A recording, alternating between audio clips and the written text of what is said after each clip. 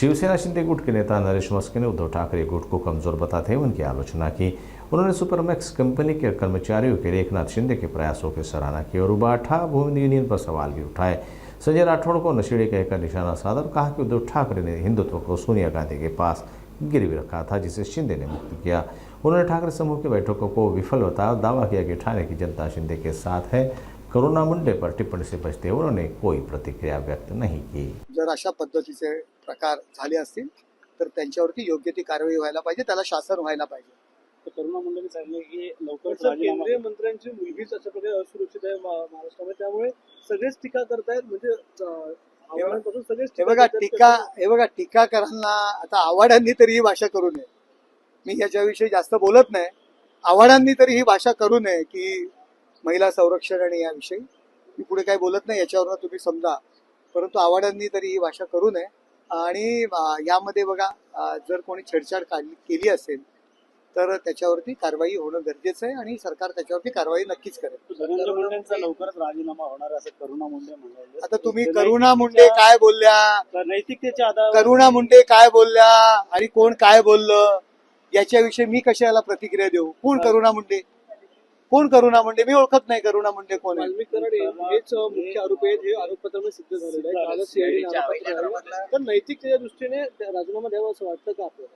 हे बघा तुम्ही धनंजय मुंडे आणि त्या ठिकाणच्या या नेत्यांना आपण विचारलं तर बरं होईल. मी काही ते आरोपपत्र वाचलेलं नाही आणि जो आरोपी आहे त्याच्यावरती कारवाई व्हायलाच पाहिजे. आणि कोण म्हणतं की धनंजय मुंडे जर त्याच्यामध्ये सिद्ध झाले असतील तर ते राजीनामा देतील? तुम्ही त्यांना विचारा. कोर्टाने धनंजय मुंडेचं नाव घेतलंय का? धनंजय मुंडेचं नाव घेतलं असतील तर ते राजीनामा देतील. आणि हा राष्ट्रवादीचा विषय आहे, त्याच्यामुळे आम्ही काय त्याच्यावरची प्रतिक्रिया देणार का? आधीची सुपरमॅक्स कंपनी विद्युत मेटॅलिक्स कंपनीला त्यांनी विकली.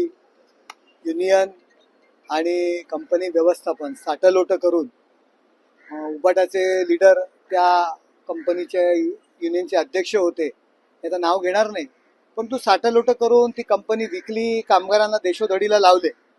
माननीय उपमुख्यमंत्री एकनाथ शिंदे साहेब पहिल्यापासून या विषयामध्ये त्या कामगारांना मदत करण्याचा प्रयत्न करतायत. वैयक्तिक सुद्धा गणपती असेल, दिवाळी असेल, त्या सर्व कामगारांना त्यांनी वैयक्तिक सुद्धा मदत केलेली आहे, अगदी रेशनिंग पासून. ते त्यांच्या मागण्या घेऊन आलेले आहेत. उद्या दुपारी 3 वाजता मंत्रालयामध्ये असीम गुप्ता साहेब असतील, MIDCचे अधिकारी असतील, अशा सर्वांना अशी एकत्र बैठक उद्या 3 वाजता मंत्रालयात सुद्धा एकनाथ शिंदे साहेबांनी या कंपनीचा मार्ग काढण्याकरता कामगारांची देणी दिल्याशिवाय त्याला ऑक्शनला परवानगी द्यायची नाही या विषयावरती बैठक लावलेली आहे. आता काही जण साहेबांकडे दाद मागण्याकरता आलेले आहेत. साहेब आज मुंबईत नाही आहेत.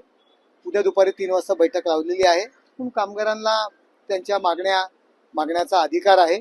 एक अधिकार म्हणून आणि आपला स्वतःचा माणूस म्हणून एकनाथ शिंदे साहेबांकडे आलेले आहेत. साहेब ठाण्या मुंबईच्या बाहेर आहेत, रायगडमध्ये आहेत. उद्या दुपारी 3 वाजता बैठक लावलेली आहे या कामगारांच्या प्रश्नांकरता. यापूर्वी देखील बैठक झाली होती पण न्याय मिळाला नव्हता, तर कामगारांचं म्हणणं काय? कोर्टामध्ये ही तारीख आहे, कोर्टामध्ये ही केस आहे आणि हा सर्व वाटोळं युनियननी केलं. त्यानंतर ही सर्व मंडळी साहेबांकडे आलेली आहेत. कायदेशीर प्रक्रिया आहे, त्याकरता थोडाफार वेळ लागतोच.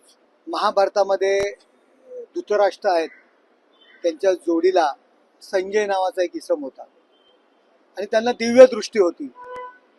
त्या संजयाने हे स्वतःला जर संजय समजत असतील तर त्यांनी पब्लिकच्या मनात काय आहे, स्वतःची दृष्टी काय आहे ते न पाहता सर्वसामान्य जनतेच्या मनात काय आहे याचा विचार करावा. रात्रीचा थर्रा मारतात, स्वस्तातला भांडूपच्या त्यांच्या त्या खालच्या हातभट्टीचा ते घेतात, त्याचा अंमल त्यांच्यात उतरलेला दिसत नाही आणि त्यांना स्वप्नातही एकनाथ शिंदे साहेब दिसतात आणि त्यामुळे अशा पद्धतीचे ते वक्तव्य करतायत.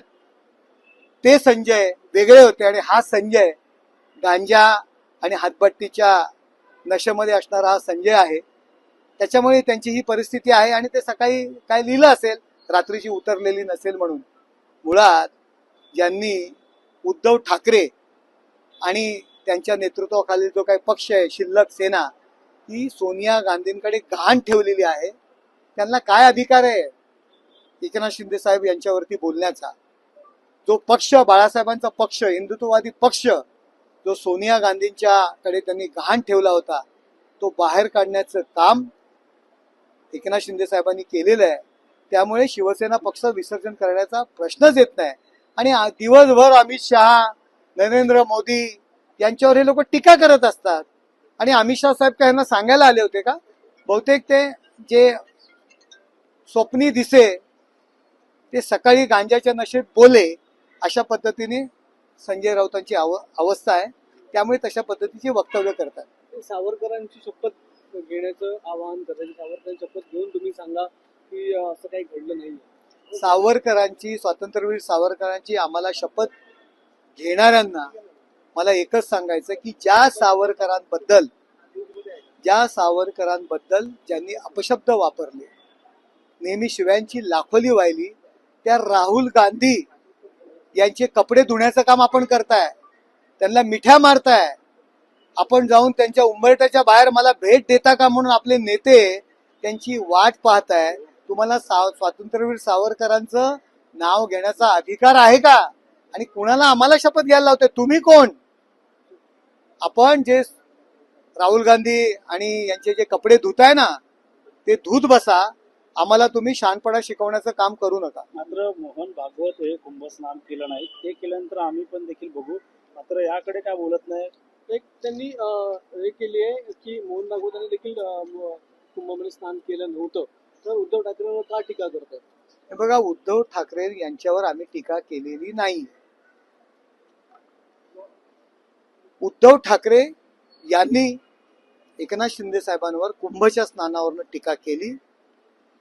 त्यानंतर आम्हाला बोलायला लागलं की शिवसेना संपवण्याचं काम, हिंदुत्वाचे विचार संपवण्याचं काम ज्या उद्धव ठाकरेंनी केलं, त्यावेळी त्यांच्या समवेत आम्ही होतो एक नेता म्हणून. त्यामुळे त्यांनी जे काही पाप केलं ते आम्हाला धुण्यासाठी आम्हाला जावं लागलं, अशा पद्धतीने शिंदे साहेबांनी स्टेटमेंट केलं. शिंदे साहेबांनी आधीचं स्टेटमेंट केलेलं नाहीये. थर्ऱ्याच्या नशेमध्ये असलेला संजय राऊत आपण आधी माहिती घ्यावी आणि त्यानंतर टीका करावी. तर उद्धव ठाकरे गटाचा आज दौरा असेल, मेळावा असणार आहे ठाण्यामध्ये. पहिल्यांदा ते केमी नाक्यावरती येणार आहे, साहेबांच्या पुतळ्याला हार अर्पण करणार आहे, शक्तीस्थळावरती देखील जाणार आहे. अहो, ज्या संजय राऊत यांच्यामुळे मी आजही जाहीरपणे बोलतोय, त्यांनी नकार द्यावा की ज्या संजय राऊत यांनी लोकप्रभामध्ये जी दिघे साहेबांची मुलाखत छापली होती आणि त्या आधारे, त्यामुळे धर्मवीर आनंद दिघे साहेबांना टाळा लागला. त्यांनी दिघे साहेबांच्या पुतळ्याला हार घालण्याची भाषा करू नये. आपली योग्यता नाहीये. कायम दिघे साहेबांचा तिरस्कार या संजय राऊतांनी केला, उद्धव ठाकरे यांना करायला लावला. अहो, डॉक्टर काशीनाथ घाणेकर नाट्यगृह, या नाट्यगृहाला आम्ही धर्मवीर आनंद दिघे साहेबांचं नाव देणार होतो. घाणेकरांच्या नावाला आमचा विरोध नव्हता, पण आम्ही आमच्या ठाण्यात ही वास्तू बांधलेली आहे. धर्मवीर आनंद दिघे साहेबांचं नाव कायम राहावं, रोज लोकांच्या तोंडी चर्चेला यावं. सांस्कृतिक प्रिय असे दिघे साहेब होते. त्या नावाला ते नाव देण्यास आम्हाला विरोध करणाऱ्यांनी दिघे साहेबांना पुतळ्याला पुष्पमाला घालण्याची भाषा करू नये. आणि आज तुम्ही पाहिलंय की आज त्यांची अवस्था एवढी वाईट आहे की त्यांच्या सोबत एकही नगरसेवक राहिलेला नाही. एक दोन चार लोक राहिले होते, ते पण सोडून चाललेले आपल्याला सगळ्यांना बातम्या माहिती आहेत. आणि तो आज मेळावा त्यांना NKT सारख्या 200 माणसं जिथे बसतात, 100-150, त्या ठिकाणी त्यांना त्यांच्या पक्षाचा मेळावा घ्यावा लागतोय. यावरून ठाण्यामध्ये त्यांची जी काय वाताहत झालेली आहे ती आपण पाहिलंय. लोकसभेला त्यांनी मोठं आव्हान केलं होतं, दिघे साहेबांचा खरा शिष्य कोण, दिघे साहेबांचा आशीर्वाद कुणाला. ठाण्यातील जनतेने दाखवून दिलेलं आहे, विधानसभेला लोकांनी दाखवून दिलेलं आहे की ठाण्यातील जनता एकनाथ शिंदे साहेब यांच्या पाठीमागे आहे. आता कसलं नाटक करताय? आपण कोण आहात, आपली पात्रता काय आहे, आपली योग्यता काय आहे, ही लोकसभा आणि विधानसभेला दाखवून दिलेली आहे.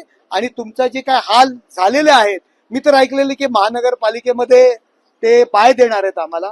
एकही जागा ते लढणार नाहीयेत, कारण त्यांच्याकडे उमेदवारच शिल्लक राहिलेले नाहीत. जे 1-2 नगरसेवक आहेत ते सुद्धा सोडून चाललेले आहेत. त्यांना आपल्याला कळेल आणि आपल्याला सगळ्यांना माहिती आहे. त्यामुळे अवसान आणण्याचा प्रयत्न करतायत आणि जे कोण बैठका लावतायत ते पुढे कुठे असतील ते सुद्धा तुम्हाला कळेल.